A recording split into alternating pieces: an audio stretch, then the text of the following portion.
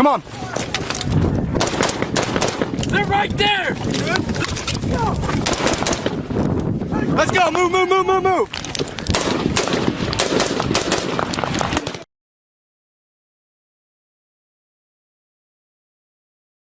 This episode of Choices Not Chances podcast is sponsored by Louisiana Gun Shop, located on Highway 90 West in Broussard, Louisiana, just south of Lafayette.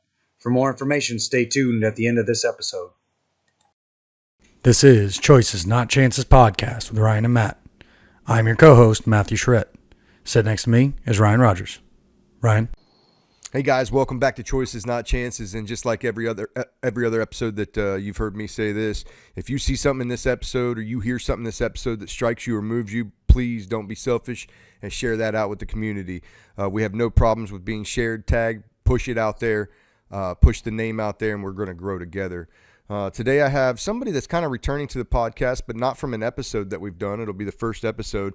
But I have Jason Rhodes on the podcast today. And anybody that's watched the podcast or was affiliated with the gun raffle that we did a couple quarters ago, it was a CMMG. It was a beautiful gun. I think it went out to Schuster. A Schuster in North Carolina won the raffle.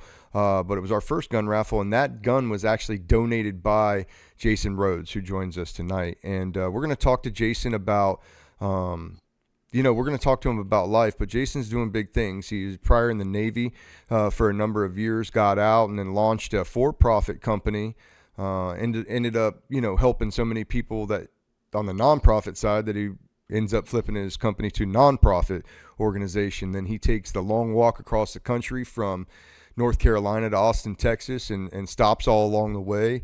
And we're going to get into that. We're going to talk about that because, he was generous to donate to the show. We followed him through his walk, and now we want to share that information of that walk and just of the blessings kind of that came from that walk with the community, and tell everybody, that followed along as well, thanks for their support. So Jason Rhodes, man, thanks. Welcome back to the show, brother. Hey, brother, I appreciate you having me, man. It's a pleasure and an honor to be having this get together with you. Yeah, man, I look forward to it. I know that we met months and months and months ago, but we never did a show. I didn't get to ask my regular interview questions of you, and so for months I'm sitting there going, man, I really want to get this on so that I can learn more more about how we got to where we met. And yes, so, hey, just like every other episode, man, I'm going to start in the beginning. I have some pointed questions that I ask, and we'll start there, and then we'll just kind of move from there. Where do you come from? Who do you come from? And how many brothers, sisters do you have, if any? After that, we'll get into team sports and rearing as you grew up, where you grew up, how you grew up. But if we could start right there, and we'll just kind of take the interview from there, would be great. Yeah, I was born in the Raleigh area. Lived over here in Lewisburg for about 2 years of my life. Old man when we left. My mom married a guy that was he worked for the state. He was an underwater bridge inspector. So we moved down to Nags Head, state, or right outside of Nags Head, a place called Columbia, North Carolina. Grew up there through my elementary school and middle school years. Then moved back to the Raleigh area, actually to Clayton. Did my high school years there. I've got two older brothers. I've got an older sister, so I'm the baby of the group. So that was interesting. My mother and my father, they had split up when I was real young, but his name was Dennis. Her name's Debbie. My stepdad kind of raised me, but my dad was involved in my life quite a bit. So I got a lot of teachings from both of them. So that was pretty awesome to me. My stepdad, like I said, he was a diver for the state. So I learned a lot from him, being on the water. But then my real father was an outdoor enthusiast. So I got to learn how to hunt and fish and, do a lot of outdoor things with him. Played football, baseball through, elementary with Little League, middle school, football and baseball. Then wound up going to South Johnston High School and wrestling there for 1 year, and that's pretty much yeah. So got a lot of trouble. Well, let's go back a second. Was religion introduced in the household? Growing up, with my stepdad, it wasn't. He was 2 tours in Vietnam and 82nd Airborne Okay. in the Army. And I don't know, I didn't really get to know him on that level because I was so much younger when my mom and him, split up, and then he passed away the year I actually enlisted.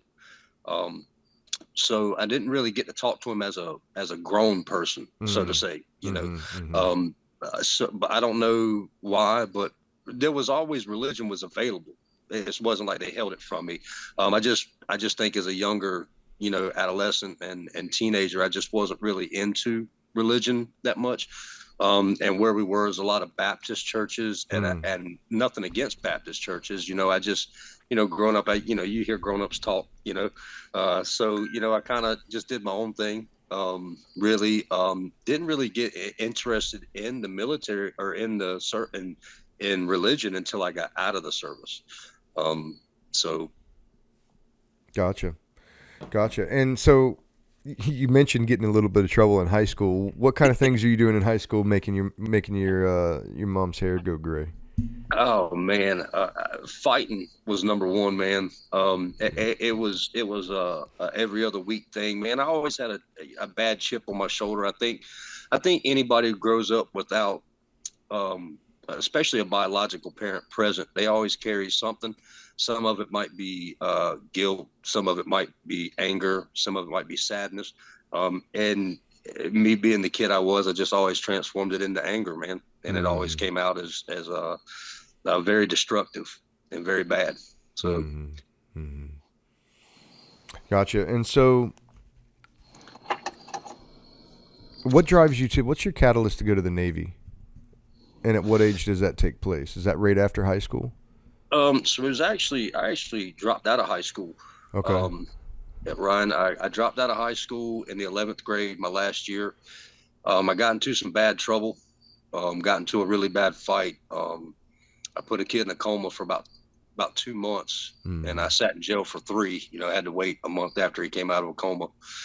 And while I was in there, I met some people that I really didn't want to turn out like, and I decided that the day that they had my hearing, that there was 7 felonies against me for that. Shit. And I wound up getting charged with 1 misdemeanor, and that was simple assault. And I walked from the Johnston County Courthouse to the Johnston County, like the where they have like all the recruiters, the Army, the Navy, and my first choice was the Marine Corps. I was like, I'm going to go in the Marines, and they take everybody. And I told that recruiter what, I just got put on a 1.5 year probation. He said, get the hell out. I was like, okay. So I walked out, went to the Army, and he was like, can't do nothing for you. Coast Guard, none of them. And the last door was the Navy, and Chief Johnson was his name. And he said, I'll have you out of here by your 17th birthday if your mom will sign the papers. And I said, let's do it. So I got my mom to sign some paperwork, went through that whole ordeal, and I actually enlisted at 17, and pretty much went to boot camp in November 25th of 98. So was this like part of your plea or part of your deal was that you had to join the service? No, my recruiter had to go to the judge and request that they release me from probation before he could enlist. And the judge said, well, I'll let him off probation when he enlists. And my recruiter was like, well, this is a hell of a pickle. Like what do we do? So after the judge and the recruiter talked, and I had a $5,500 restitution fee for damages and stuff. And my grandmother wrote a check that day and brought it to me. And we gave it to the judge. He let me off of probation early so I could enlist. So wow, changed your whole life right there. It really did. And I went into the Navy with a chip on my shoulder. I wasn't clairvoyant of everything at that point. I still went in and had a issue with authority. I stood captain's mast twice. One of Chesty's sailors. Yeah, man. Well, I think when I went in, I saw so many changes from 98 to 2000. There was just so many changes, and then a lot of the guys that I looked up to that were master chiefs, senior chiefs, and chiefs were getting out after, 20 or so plus years. And then we were left with this new group of guys And I was like, this is going to be bad for me. That's one of the reasons I got out. I was like, I'm going to get kicked out. Yeah. Yeah. You know, You didn't like these guys at all. Yeah. Well, and it was, again, it was because I was young, and if I had the old saying, if I'd have known now what I knew then, I'd have stayed the hell in and, done my best, and I'd have straightened my act up a lot too, Yeah. So, yeah, gotcha. And so walk me through your career in the Navy. Like, so you came in as like, what was your rate and rank and everything? Not your rank, but your. Yeah, I did have some ROTC. Okay. So I actually went in under what's called the Navy SEAL Challenge program, thinking I was going to go be some badass, And that didn't work out. But who's going to carry the boats? Yeah, and the logs and but so I went in 98, enlisted, went to boot camp. Pretty much did boot camp and A school both in Great Lakes for Gunner's Mate A school. So I was in Great Lakes for 6 months. And under the Navy SEAL Challenge program, I had to get up during boot camp. I think it was once we got about the midway of boot camp, about the 4th week, they were making me go PT, with a couple other guys that were going to BUD/S. Twice a week at like 4 a.m. And if you missed a day, you were told you couldn't go, you were breaking your contract. Mm-hmm. And then when we got to A school, it was kind of the same deal. But we had to go like 3 or 4 days a week or something, however many days it was. I can't really remember. So, we had to go through all of that. And then I actually went to Coronado after Gunner's Mate A school. And I was there, I think 38 days is how long we were there before we classed up. So we were basically doing first phase, waiting to do first phase, So yeah. And it wasn't long after Hell Week. I wound up DOR, and I wound up hurting my left knee real bad. I don't know if I tore something or what, but I messed up my left knee pretty bad. And they said it was like ITB is what it was, and I don't know what that is to this day. So something's like inflamed, in your knee or something. But anyway, I wound up DOR, and so they wound up sending me to the fleet. And I wasn't happy with that. I'd quit school at that point. I'd been to jail. I'd been quit something else. It was just I had this kind of quitter mentality, and I was kind of looking for excuses. I'm not going to lie, when I first got there to get out. And then I happened to meet on the USS Elliott. I met a senior chief named Senior Chief Gaffney, and I spoke with him, and he said, let me tell you something. He said, I know what you came in to do. He said, it didn't work out. He said, he said, give me 1 year. Mm-hmm. And if you don't like it, I'll see what we can do about cross branching you. And I was like, okay. And fast forward a year later, I didn't even realize a year had gone by. He come to me, he said, Rhodes, you know what the day is? I said, no, Senior Chief. He said, well, it's been a year. He said, what do you think? I said, I think I'll stick to the ship. I'm all set. Yeah. I was happy with it. Yeah. He had done put me through what's called VBSS training, which for visit, board, search, and seizure. Mm-hmm. So to me, that was pretty much the extent of any interaction that we had ever had, was doing drug interdiction off the coast of California, which now looking back at it was pretty fucking cool. Yeah, that's pretty cool. I mean, and if, we would always, if a ship came close to us or a small boat came close to us while we were on deployment, we would, the VBSS team would handle, that situation if they didn't turn off after warning shots or being told, or whatever. Yeah. But I never dealt with any of that. Everything I ever did with VBSS was always drug interdiction. But I mean, we probably did 2-3 dozen boardings for that. I mean, that stuff was popping off back in the early 2000s. So I think it still is. Either we just don't care, or we just don't hear it. We're complicit in it because it's such a money maker. Well, and that's one of the things too, is, that, and, we always had to have a Coast Guard captain and fly a Coast Guard flag when we did it. So I don't even think we got the credit for it. Yeah, Coast Guard's taking your cheese. Yeah, man. Like, come on, Coasties. Damn. But anytime we ever went out and did any type of workups or did any type of training or took a ship out to test systems and stuff like that, we would always take a Coast Guard captain just in case we got a notification there was a suspected vessel, floating off the coast. So, I mean, we, like I said, we've probably done a couple, maybe a dozen, maybe 2 dozen of these things. Maybe a handful of times shit got a little hairy. I won't never forget one of the first boardings I ever did. I don't know if you remember back then, you probably do, but they had the one size fits all thigh holster. Yeah. Well, when you're 5'6", it's a knee brace. And I'm gonna tell you, and I won't never. One size fits most is what he meant. Yeah, I mean, you're running like your peg leg pirate, and I won't never forget the first time I tried to jump on a ladder to board a boat. That holster got hooked in the ladder, and I mean the small boat that we were on came up, and I mean was just bam, bam, bam, beating me. Man! I had a buddy of mine, Ski Kolozowski, reached over and grabbed me and pulled me back in the boat. He's like, "You all right?" I was like, "Jesus!" I won't never forget. We got back, and I went straight back to the armory and started cutting that holster down. I was like, "Not going to get me again." I may have inadvertently invented the mid drop. Made a short guy thigh holster. That's what I did. I love it. But yeah, man. And I mean, I did the rest of my career, 2 deployments for the USS Elliott to the Gulf. And then we did, we flew over to Perth, Australia and did a duty swap with the USS Fletcher and took it on its last deployment, which was, I think, 5 months or 6 months, and then brought it back. Okay. And then we decommissioned the USS Elliott before we flew over. So then we brought it back, and we were in the middle of decommissioning it when I got out. So check. Okay, so walk me through your transition, because you know the show. I talk about transition a lot, and a lot of people get, stuck up there, or, transition's just where a lot of guys, I think, struggle. Yeah. So tell me about your transition. It was horrible. I was married while I was in. I went through a divorce shortly before I got out.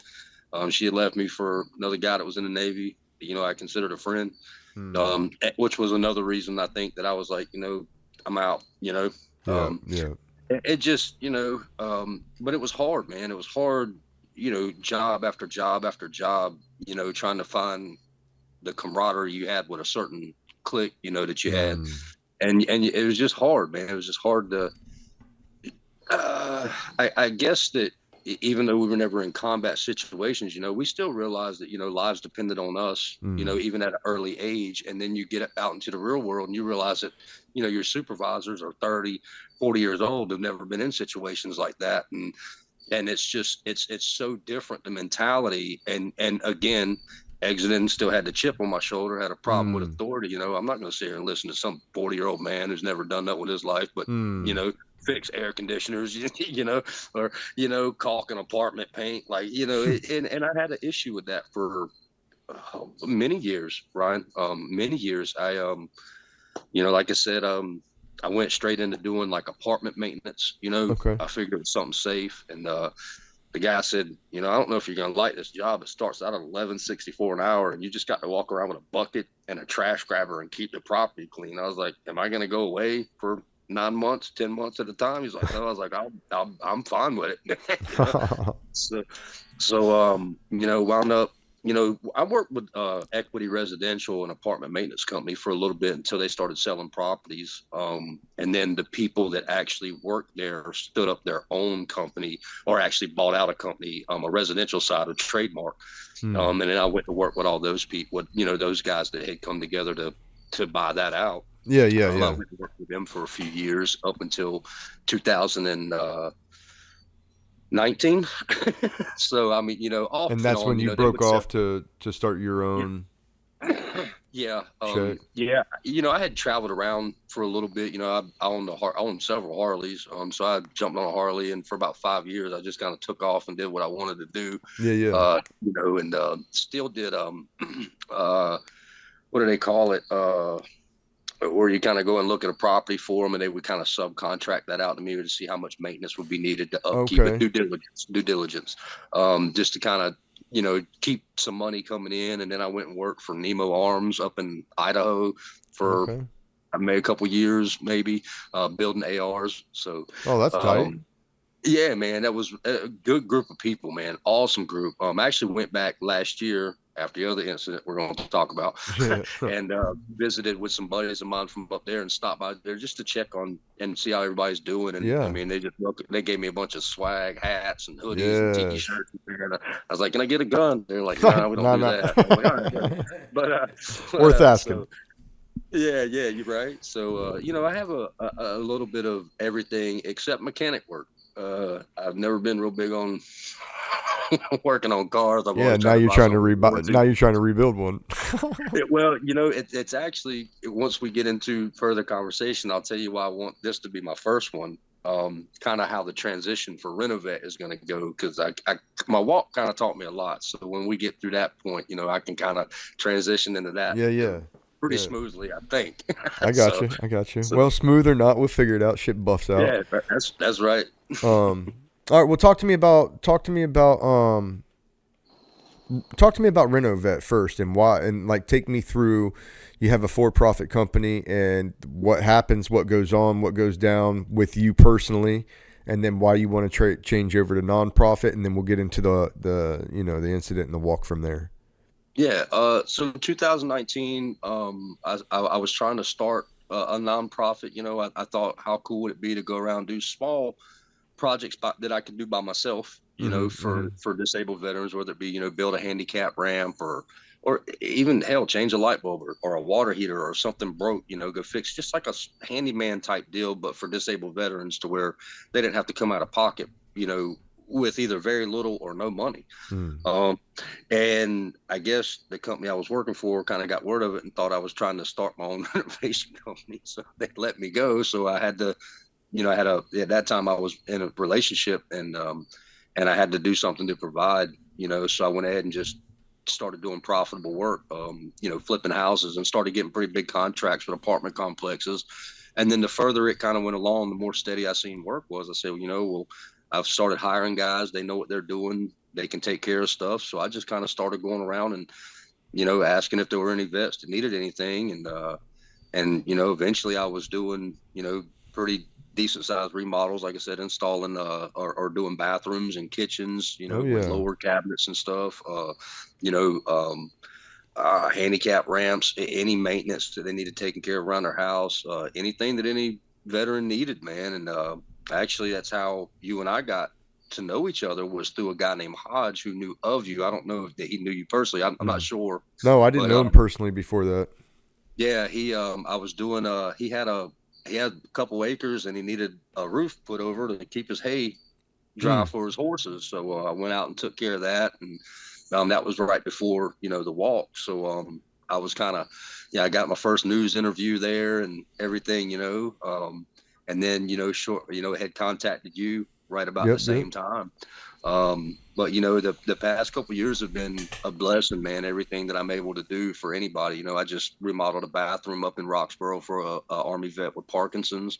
I'm doing it's been about 2 months and 2 months and 1 week this week, doing a kind of a turning a garage into an apartment for a veteran who's blind.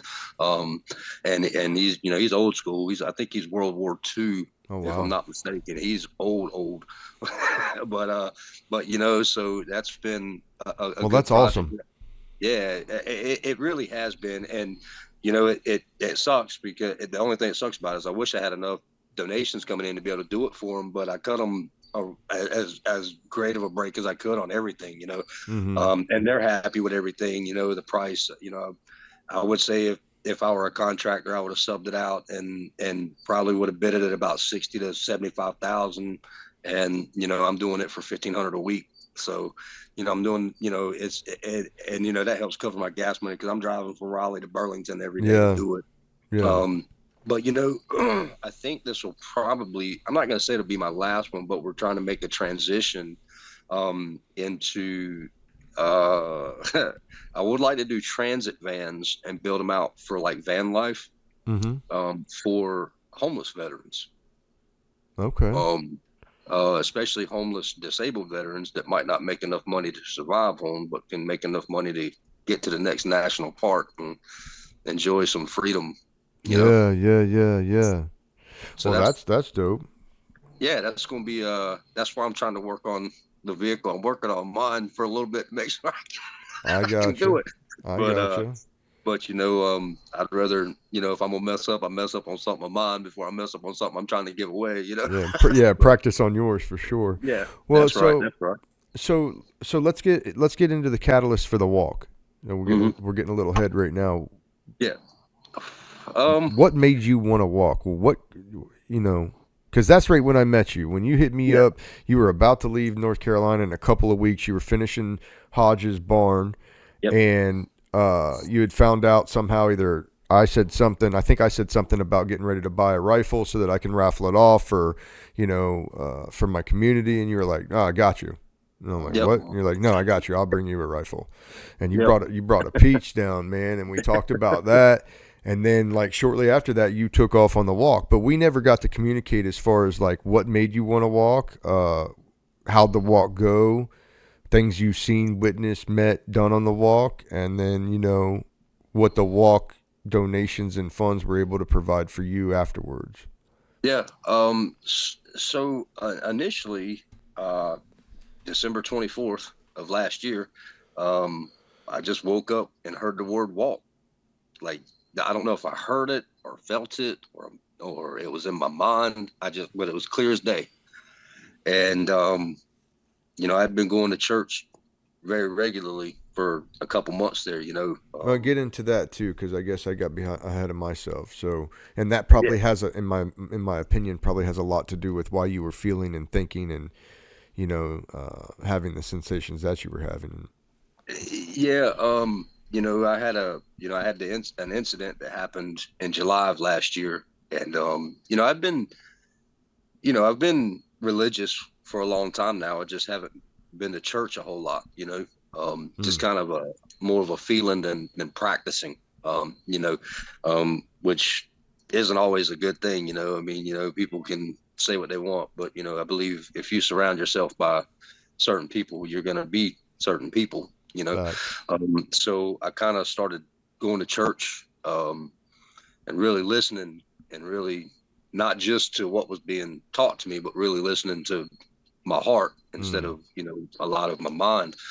And you know yeah I guess it kind of started in July of last year. What kind of led me to kind of going to church. Not that I felt guilty about anything, but I just wanted to make sure that my heart was in the right place with the incident that had happened. I was involved with a self-defense shooting, and it was a little different, being in the civilian life with that, because there's a lot of gray areas that can go either way, as far as law. So when you're involved in something like that, there's a lot of stress that comes into your life, of course, and it just kind of had me feeling a certain way. There was some things that I think could have prevented it. Oh, can you get it? Can you talk about the shooting? I can. July 22nd of last year, I was riding down the road. I was in the passenger seat of a vehicle. The person that was driving, I was probably looking at my phone or something. I don't know where the first car came from, but we were cut off in traffic, and then another car ran us into the turn lane. We were I don't know if you're familiar with Fayetteville, Yeah, a little Spring Lake bit. area. Mm-hmm. Yeah, I'm pretty sure you are. But Spring Lake heading in, it's 5 lanes. It's 2 lanes going into Fayetteville, 2 lanes coming out, and then a center turn lane pretty much the whole way, until you get into Fayetteville. So we were kind of pushed over into the turn lane so that we didn't get hit by a car. And I seen that one coming over, and I looked up, and the person that was driving fell back in behind them. And then the car that actually cut us off that I didn't see slammed on brakes to try to get the car that almost hit us to hit them. So I think there was 2 cars that were involved in some type of road rage stuff going on. And then I was going to say, was this against you or people coming after you, or it was just coincidentally?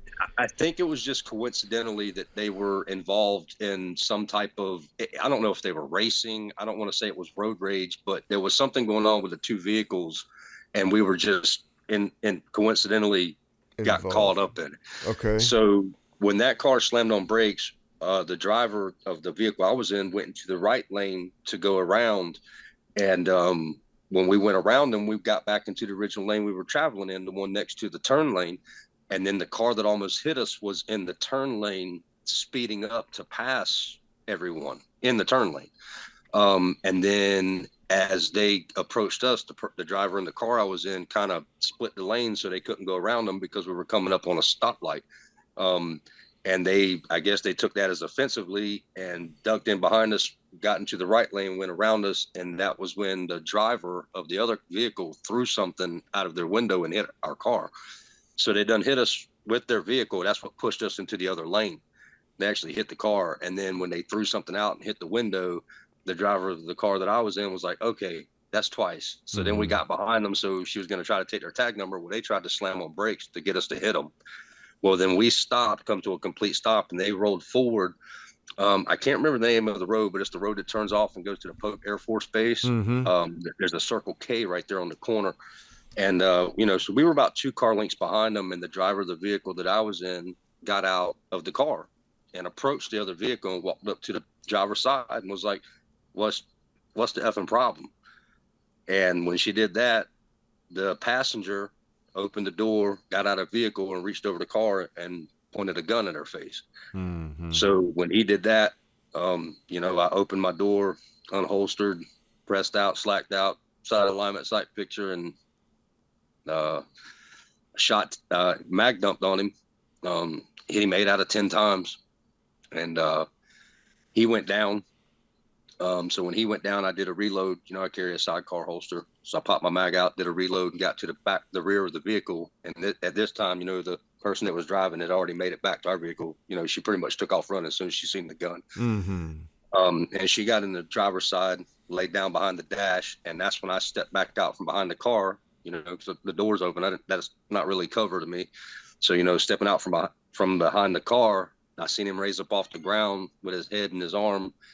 And he shot at the driver, that the driver's driving my vehicle. He shot at her and hit the windshield. Well, I pressed out to start shooting again, but he went limp before I got another shot off. And at that point, the driver of the other car done made it around to him.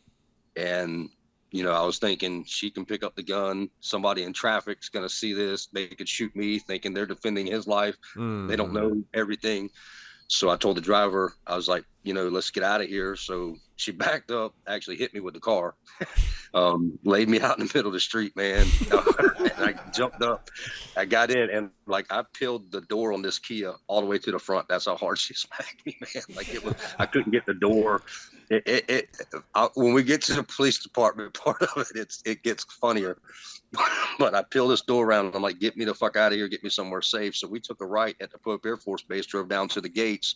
I was thinking they'll have armed sentries in case somebody comes looking for us. Well, the fucking gate was closed. So there's nobody there. So then we kind of creep out of there because it's kind of a hard corner right before you get there. So we kind of crept out of there and drove up to, there was a church on the right. And we parked in that church parking lot. I emptied, cleared and safed the weapon, locked the slide back, set everything on the passenger floorboard. I stepped out in the middle of the road, raised my hands. She was on the phone with the police at that time. And the police showed up about 30 minutes later. I guess they had to go to the scene first, which made sense to me, And the officer showed up. He walked up to me. He said, man, why you got your hands in the air? And I said, I wanted to show you that I wasn't a threat to you. And he said, well, I appreciate that, but I'm still going to put you in handcuffs to detain you. I said, that's fine. I understand. So they put me in handcuffs. We were there for about an hour while they had the CSI guys come do the gunpowder residue, all that stuff. And, the guy that was doing that, he said, what's your name? Where's your address? What's your birth date? And I told him, he said, what are your hobbies? And I'm sitting there thinking, I go to the range. I shoot 4 days a week. I don't want to tell you this, So I literally looked at him and was like, I sleep with stuffed animals. And he was like, what? I was like, I don't want. And the other officers were like, no, seriously. And I was like, I go to the gun range 3 or 4 days a week. That's my hobby, is shooting. And the other officer, one of the officers, was like, yeah, I can see why you didn't want to tell him that, Yeah. But it really, in all honesty, man, just being honest with him was the best thing I think I could have done. Absolutely. So, we after everything there is kind of wrapped up, she's because the bullet that hit the windshield actually fragmented and went in her forehead, her bicep, and her forearm. Shit. It didn't go in. Like I literally wiped the lead off. That's how. But for all intents and purposes, it did. She got shot. So the ambulance got her checked out. We got into the vehicles. We go back to the police annex in Spring Lake, and we're there 7 hours, I think, from roughly 5:30 in the afternoon until about 2 in the morning. And it got to a point where they actually took the cuffs off me. They let me step outside to smoke, hang out. They knew I wasn't going anywhere. They talked to me for about 7 minutes. And I didn't understand it at the time, but the officers were like, how many times did he shoot? I said, once. I seen him shoot one time. That was after he went down and he raised up and he shot at the car. And I said, I only remember seeing him shoot one time.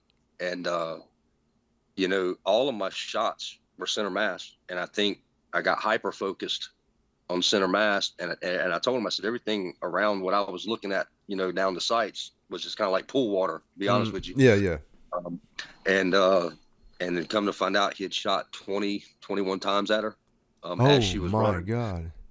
Yeah. So he was shooting the whole time she was running, and I was shooting him. And I didn't know that, so when I kept saying one, they were like, that doesn't track, I'm like, that's all. But that's why I kept saying all I seen him shoot was once. All I seen him shoot was auditory and visual exclusion. Yeah. Yep. Well, it's crazy because you go to the range, you shoot, you got your ear pro on. When shit happens, you don't need that. You get no ringing, no nothing. It's just everything shuts down because of your adrenaline. But while we were there, they got my statement. They released me that night. They never arrested me, never read me my rights. But we were sitting in the conference section. And the officer looked at me and he said, I got to tell you, that was some of the funniest shit I ever seen. And I said, what are you talking about? He's like, when she hit you with that fucking car, man. And I was like, what? And he said, that shit was so funny. And about 3 detectives were walking down the hallway. They're like, what? You mean when he got hit by the car? I'm like, geez. How did they see that? On the film, everything was on film. Everything. Oh, there was a camera from like traffic? From the Circle K. Oh, from the Circle K. Yep. Now, do you have access to that video? I haven't seen it. And I think due to the fact that, so if we fast forward to 2 months ago, I actually was able to go back and pick up my firearm. They released it back to me. And they said that it was unfounded, that nobody still living committed a crime, is the way that they worded it to me. So I think because it isn't technically evidence, you know what I mean, they can't really release because that makes it not public record, and then that would have to be on Circle K or whoever had the exactly. So which is a good thing. Yeah, we don't need to show that to everybody. Yeah, especially me getting hit, because I mean, I'm not lying to you. When she hit me, like I rolled backwards, like, and all I could think the whole time I was flipping through the air, all I could think about was finger off the trigger, That's all I could think. And they literally, like, I got up, and the officer told me, he said, when you stood up, you could hear you across the parking lot because there's audio. He said, all you did was stood up. He said, you shook like a dog. I said, what the fuck? Because I couldn't. All I could do is throw my arm up, Like, like, oh, and there's an indentation of my watch on the door panel where the smoke. But okay, so all kidding aside, I assume that this person passed away, being that they said that nobody living committed a crime.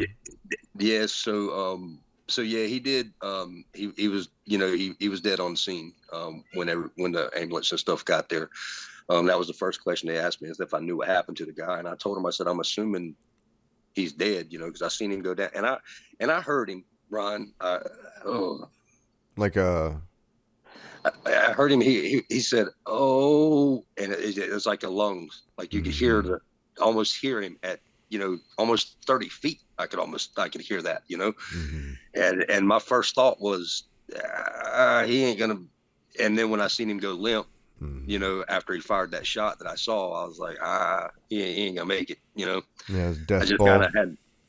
What's that? Like a death ball, like a bear will do a lot of animals do a death ball out there at the end. deer especially. Yeah.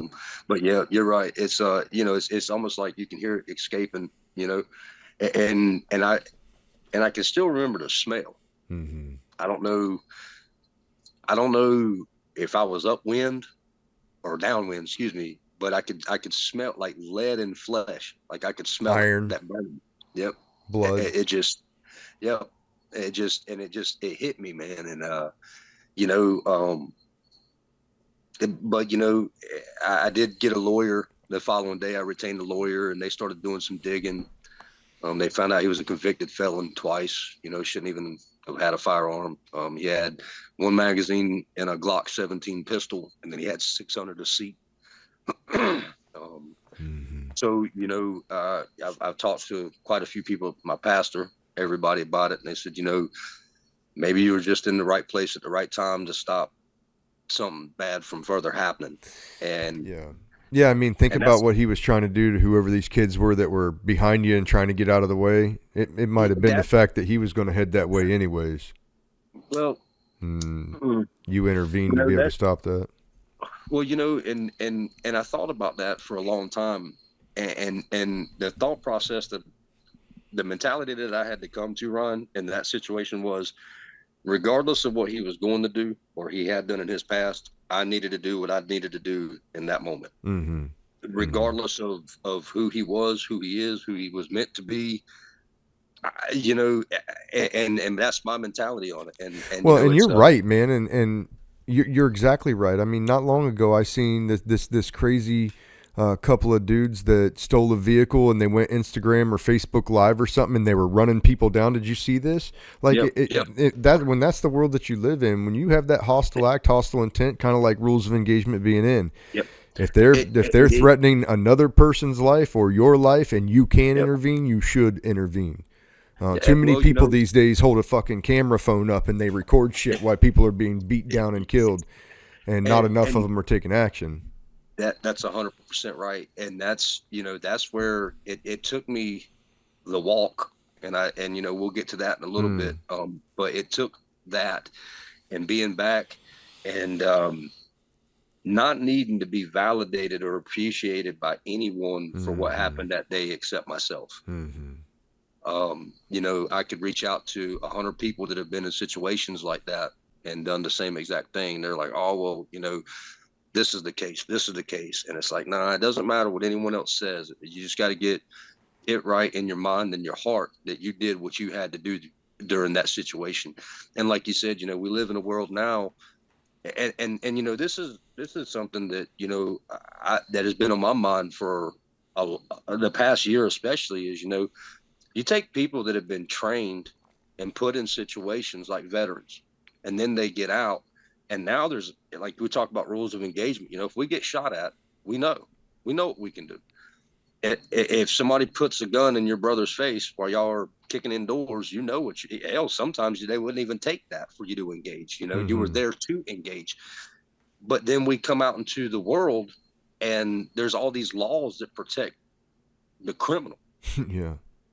And like I said, it's a very stressful, very different type of situation. You can know all day long, that old saying, I'd rather be tried by 12 than carried by 6. This is true, but it doesn't mean it doesn't alleviate the stress, because, I did work in a prison for 3 years, and I told, somebody, I said, because everyone kept telling me, because of the two demographics involved in this and what county it was in, that would be one of the issues, especially with stuff that's going on in the world right now. And my mentality of that is, so basically I'm going to be painted as a white guy, early 40s, a lot of tattoos. And then I'm thinking, I know how it is in prison. So when I go there, I'm basically going to have to become what they portrayed me to be to stay alive. Just to survive. And I know what second-degree murder is. It's a minimum of 9 years, because that was the charge that the only charge they would have had on me would have been premeditated. Yeah.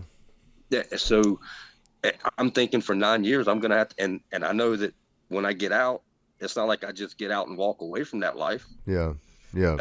So it was that part of it, I think I stressed out a lot over. My second wife was African-American. So I don't, I'm not. But it doesn't know what I mean? matter. It doesn't matter to the media and to the greater No, population that's watching that it, garbage, right? that's exactly right. And I think the more that because there was only one article about it that was ever written, and I think the more that it was researched, And they it were was like, kind of "Oh found shit, out. we can't do this." Yeah, Yeah, yeah. exactly. So, Well, at least they did some fucking research, though, right? Because that's I not going on by and large either. yeah, exactly. And the only thing that like I said, there was a lot of things I wish that certain people had done different that day, even the person that I was with, but I don't think that what the person I did was with was warranted getting a gun put in her Right, face. right. I don't believe that. I can't believe that because you can't be standing at, 5 foot nothing, 100 pounds. What's the problem? And, that's not how that should have been handled. So like I said, it's just took me a while to come to terms with, hey man, you did what you had to do in that moment, no matter what was going to happen or what had happened in the past. Everything just had to be dealt with in that moment. Yeah, and let me ask you this: so, is in dealing with that situation, is that where you go back into church, Um, or does it I come had later? actually, that got me back into church. Like I said, I'd started to kind of develop, 2004 up until about 2010, and then maybe a little bit of a break. And then, moving forward, I had always tried to find a church, um, I was actually saved, August 1st of 2017. So, coming back home from being gone for a little bit, and just kind of being around and developing that relationship with God. I was evolving spiritually, I believe, which I think brought me to the path of the nonprofit as well. What can I do to help other people? It isn't about how much money I can put in my pocket. You know what I mean? So, And that's what I'm saying. Did those sensations and emotions come after the incident? um, physically going to church, yes. No, I The meant like spirituality, even the feeling of wanting to help and give back, regardless of what it brought you. that came earlier than that Okay, incident. okay, Because like I said, I had started wanting to start to help veterans in 2019. This happened in last year, so 2022. So it was a few years there, a couple, 3 years there that I had been starting, like I said, kind of really evolve spiritually. And I think that was why that incident took such a toll on me too, is being where I was in a relationship with God the way I was. I was like, shit, I just committed one, yeah, yeah, so it messed with me mentally, which I think actually got me wanting to reach out to more people who followed Christ. mm-hmm. And I thought, what best place to do that than church? Like I said, you are the people you surround yourself with. So great pastors, great people, of the church down in Leland I was going to. And obviously I'm in Raleigh now, so I can't, I'm not there, but they really helped me out through a lot, and like I said, that happened in July. And then right around Christmas, I started kind of, maybe I'm not in the best relationship I should be in. Maybe there's some things that I need to change about myself before I even think about being in a relationship. Like I said, it was a long time after getting out of the service that a lot of stuff kind of hit me, Yeah, so you yeah, talking almost 20 years later, things start to kind of click. Like, maybe you're not living your best life, bud. mm-hmm. And then just with that incident, just kind of really kind of brought kind of a inner struggle, and I feel like I've come out on the better side of it. I've gained a lot of patience. So, Yeah, but so, and just a lot of knowing that no matter what, it really is going to be okay in the end. that's right, that's No right. matter how bad things are here, at the end of this life, things are better. Mm. and which I think gives you a little bit of clarity, and do everything you can every day to be genuine to people. Yeah. So I feel like in that aspect, it's helped me to grow a lot, but also at the same time, don't stand by and let people do harm to people you love or yourself. Yeah, that's right. So I think there's a good The balance. Bible talks about that too. Mm-hmm. Yep. So, and that's kind of where I'm at, is just do everything I can for everyone I can, have patience, try to be as genuine as I can to everyone, and really just try to focus on what the next steps are for getting some things going in the right direction with the nonprofit, So that leads us into your dream or your awakening. I guess you woke up here in the walk, and so walk me through that. Like kind of dive in right there. It was literally, like I said, Christmas Eve morning, not Christmas morning. Like I said, I woke up and heard the word walk, and for a couple of days I had to think about it. Like, what in the world, like what do you mean walk? Like I can, I could walk 5K in my hometown.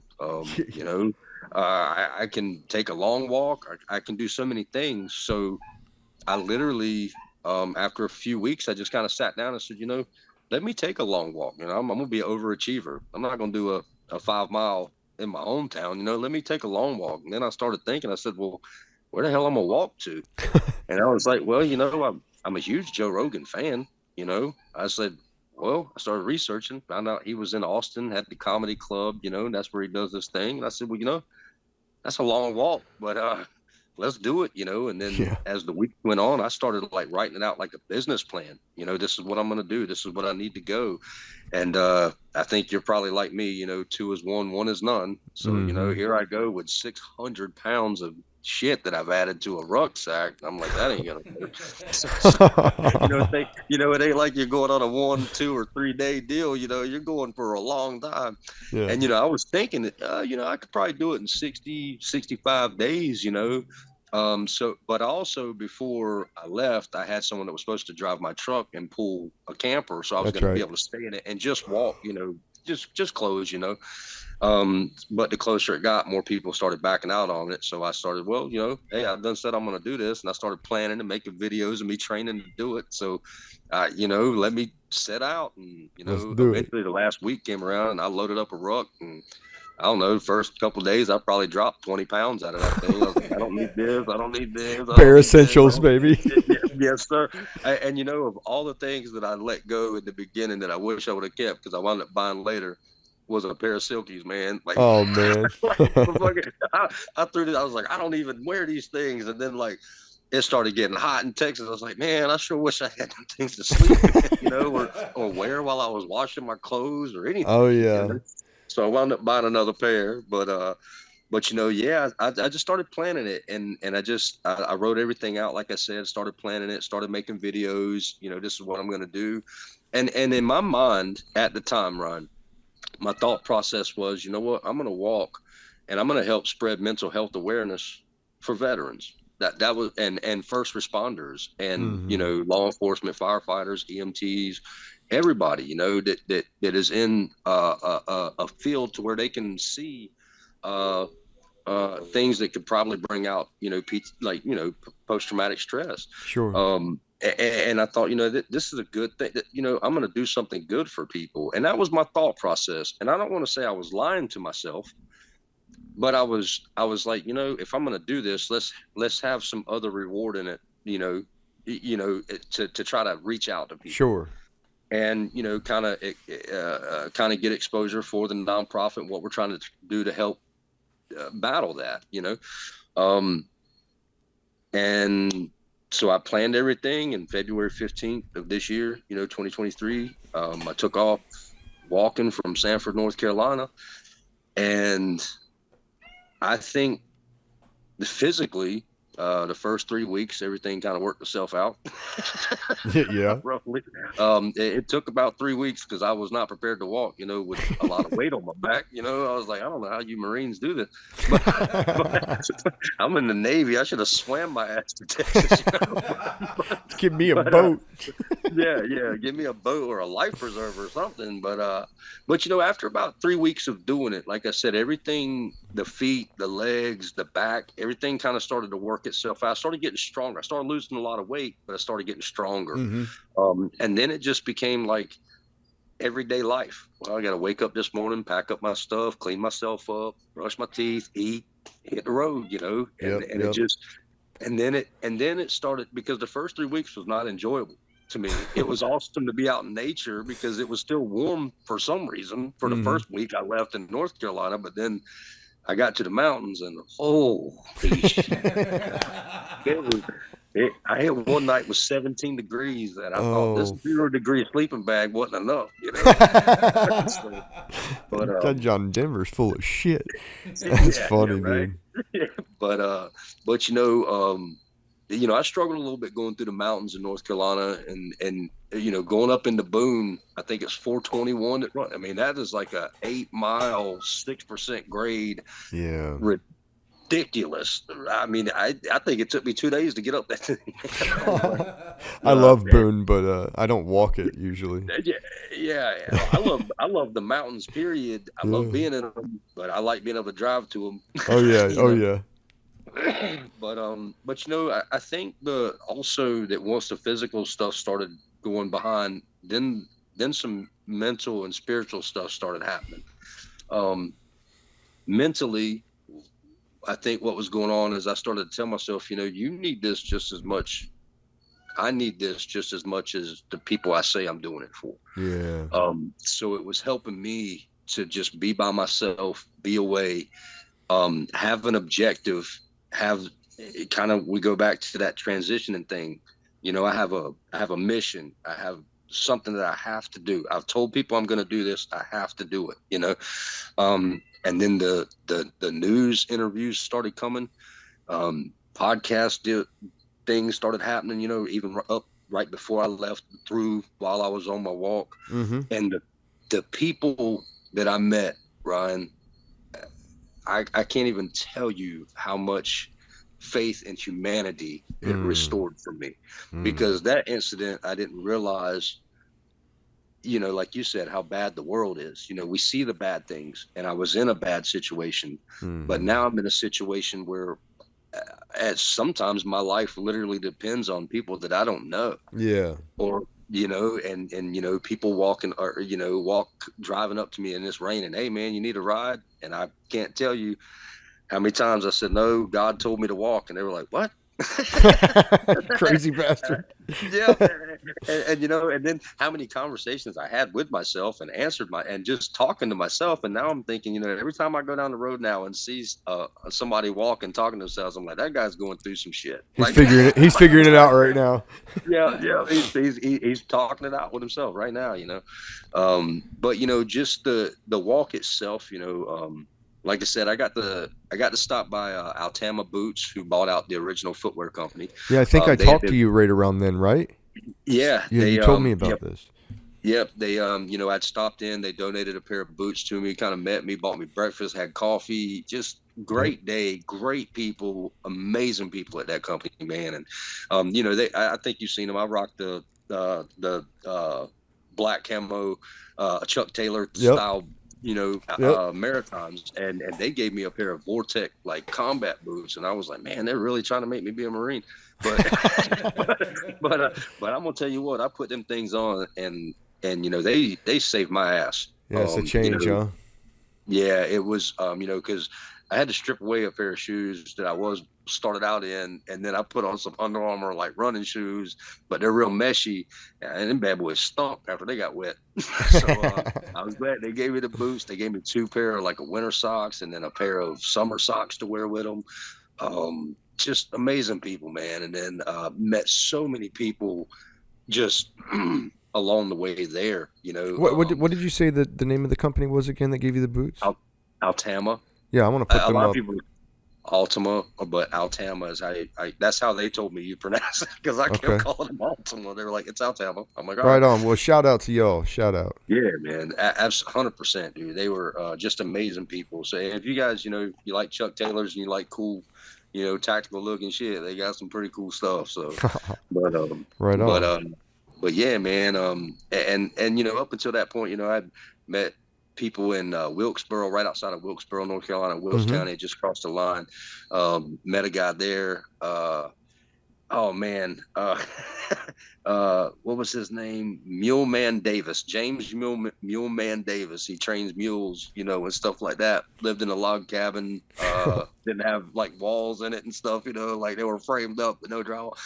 Best people, some of the best people I ever met were at those little country stores, man. Oh yeah. He took me back to his house, let me sleep on the porch. I Nice. was like, yeah, at least I had some cover that night, That's funny. Then took me back to the gas station because we were at the gas station. We went back to his house, so he took me back there, to the gas station in the morning, got me some breakfast, hot cup of coffee, took off on my walk, and then probably 3 times while I was walking into Wilkesboro, him and his buddy are going fishing every day. And they're blowing the horn, wow, and they'll come back, blow the horn, wow, in the afternoon, and then gave me a tiny little mason jar of some medicine.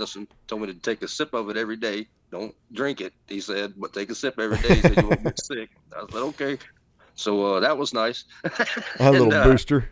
Yeah, give me a little pep in my step. And then I stopped at this little gas station up at 64. The people there were nice enough, because there was nowhere to camp at all, without being in somebody's yard. They're like, look, if you want to set up around back of the store, and they have these old corn feed bags. So I laid them out as a cushion. I was like, hell yeah, this is nice. Sleeping good tonight, boys. Yeah, exactly. With the old corn feed bag,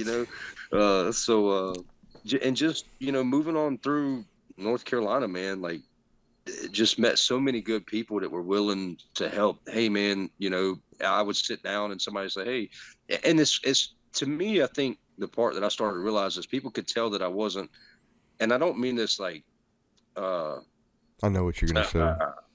Yeah, I don't mean it to offend anyone, but people I think started to recognize I was actually traveling, not homeless. If not that makes not sense. drifting. You were traveling, not drifting. Yeah. Exactly. So I would sit down and people like, hey man, where are you headed? And I'd tell them, and they're like, you're in North Carolina, you know that, right? And I'm like, yeah, that's where I live. Like, I know I haven't made it out of here yet. Trust me, I've been watching this GPS every day. But they would buy my meals. They would make sure I had something to drink. Hey man, here's water. Hey man, here's this. Hey man, I've had people give me Bibles, challenge coins, so much stuff, man. And stuff that I we're talking about it. Might as well put it out. There's stuff that I had to like put in Ziploc bags and stash it because it was just too heavy to carry. I had my little pocket Bible. I was good with that. And I mean I was given like full size leather bound Bibles. I was like, oh my God, this is so heavy. Please no more. Please no more. Yeah, please, sir. Please, sir. but moving through Tennessee. Getting through, man, I can't tell you how many times I was coming down a mountain in Tennessee and thought, thank God, this is it. And then I'd go back up. I was like, where are these mountains freaking end, man? And they end in Arkansas, by the way. Like you found right where they end? Yeah, exactly where they ended, right before Memphis. And Memphis is the last thing you get to before you cross the Mississippi into West Memphis, which, wasn't as bad as everyone tried to warn me they were. Oh, were you getting tales of where you were headed being rough? Yeah, or? like if you're walking through Memphis, and I was like, and I started thinking about that. In Tennessee, I met a guy named Rick, and I'm gonna tell you what, man, I stopped on the side of the road and talked to him for 4 hours about God and religion, and he was so knowledgeable, and he was a Marine, and he was Shout out. Amazing. Yes, and he wouldn't tell me his last name, but. But Rick, if he watches this, man, I would say probably one of the absolute best parts of my trip was meeting him. He actually picked me up, drove me around, showed me all like the lakes, the waterfalls and stuff like where they were. Didn't take me to them, and then took me back to where he picked me up from. So you ain't cheating. So I actually walked to these places while I was in Summertown, Tennessee. And, it was crazy because he would call me in the morning. Hey, man, where you at? And I'm like, well, I slept at this church last night. He's like, well, I'm on my way with coffee. I'm like, all right, cool, man. And he Oh, would that's come cool. and hang out. And brother, I'm going to tell you what, I actually got to go to his church called the Little Red Barn Church in Summertown, Tennessee. And that was one of the best church services I'd ever been to. And to take it back, and this is where I started to really, I think, start to kind of come together between my heart and my mind. They were doing a service, and the guy was talking about the Torah, the first 5 books of the Bible. And he said the archery term for Torah is to hit the mark in Hebrew. That's what Torah means. I said, okay. He said, you know what the Hebrew meaning of sin is? And he was like, no. And it was like to miss the mark. And I had to get up and leave service because it hit me. And I sat down behind Rick's car and I just started bawling, man. I had like a baby. I was like, maybe what I did was right. 100%. Maybe I was the Torah and he was the sin in that, and especially the terms of missing the mark and hitting the mark. It really started in my mind. And maybe it was me being human, but absolutely. Now, were you up into that point in your walk? Were you struggling with this? Were you still struggling with the shooting and? Yes, 100%. Yeah. I'll tell you something, Ryan, that I haven't shared with a lot of people, but when I started walking and I seen that I was going through Boone, I didn't have plans on making it out of Boone. That's where I wanted to be, and that's what I wanted to remember. I don't know if that's making any sense to you, but fortunately for me, I guess, every day I just kind of got up and kept moving, and that was something that I learned through all of this is, no matter what you're doing, just keep moving forward, and things will fall into place, or they'll fall into where they're supposed to be for you, Well, I'm glad you kept walking, brother. I am too. I wouldn't have got to meet people like Rick, and I wouldn't be here with you right now either. But yeah, I did struggle with it, Ron. Like I said, it's a little different out here, because I think anytime like something like that happens, you're going to question in the beginning, like, man, did I do what I had to do? Was that the right thing? Sure. Especially not have seen him shooting while I was shooting him, not knowing that information. Like, I didn't know that information until July of this year. So, it was a whole year before I knew that he actually had been shooting while I was shooting. Right. So I did struggle with that a lot.